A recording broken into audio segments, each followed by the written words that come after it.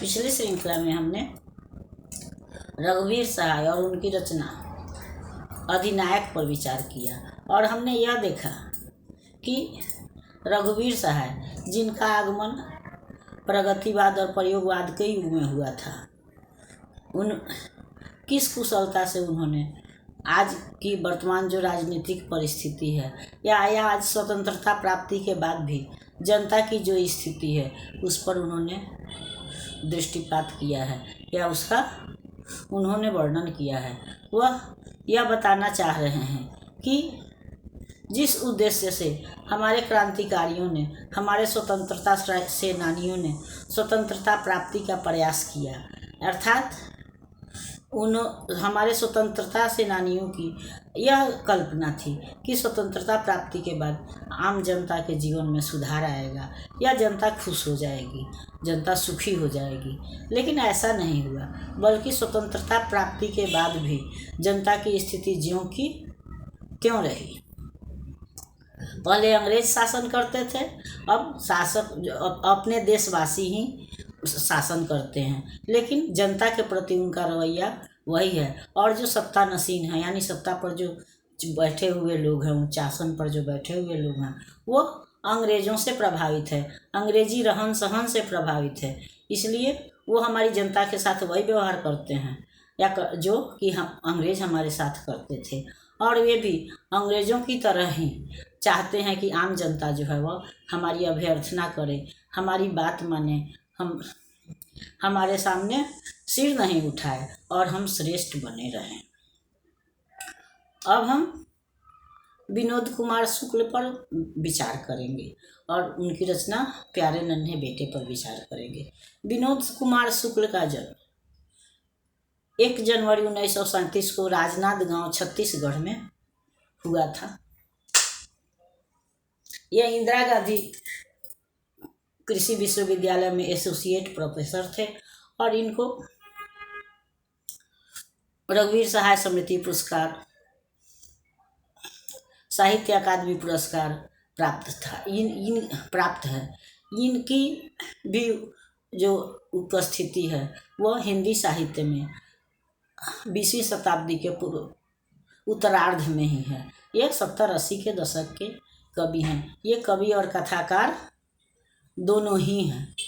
इन्होंने, हम यह भी देखते हैं कि प्रगतिवादी कवि जो हैं या प्रयोगवादी कवि जो हैं, इन्होंने अपनी रचनाओं में कल्पना की उड़ान नहीं भरी है, बल्कि समाज में जो घटित हो रहा है उसको ज्यों का त्यों और सीधे सादे शब्दों में रख दिया है। कल्पना की उड़ान तो खैर छायावादी कवियों में भी नहीं भरी है, लेकिन उन लोगों ने अप्रत्यक्ष रूप से प्रकृति के माध्यम से या अप्रत्यक्ष रूप से क्रांतिकारियों का उत्साहवर्धन किया है।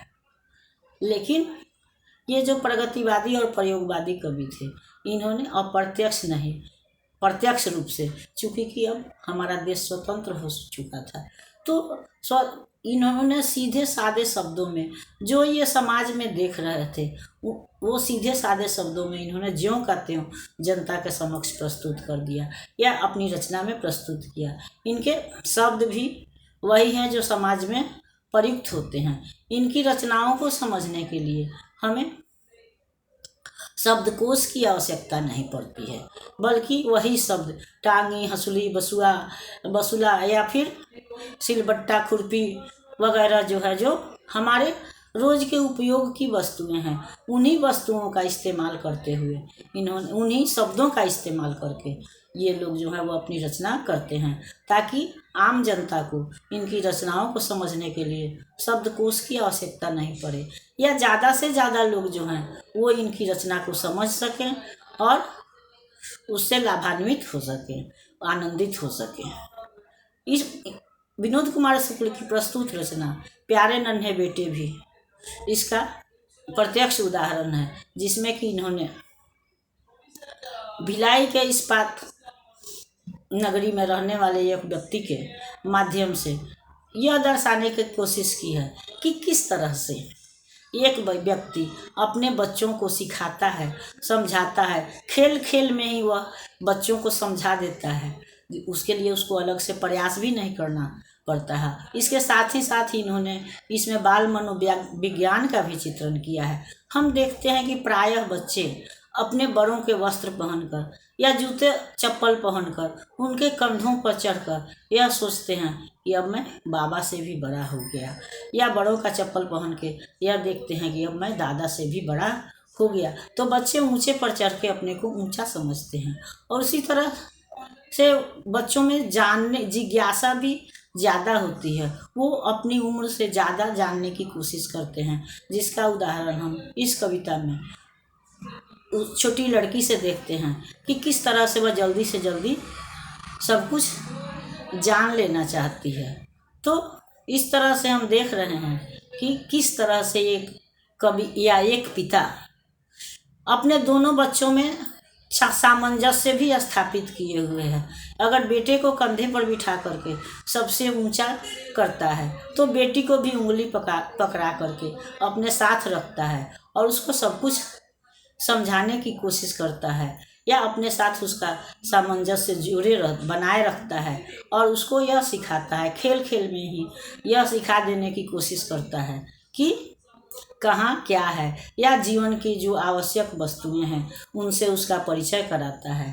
और लोहा के माध्यम से वह यह भी बताने की कोशिश करता है कि लोहा जो है वह हमारे जीवन का आवश्यक अंग है, वह हमारे उपयोग में, हमारे दैनिक जीवन में हर जगह पर उपस्थित है।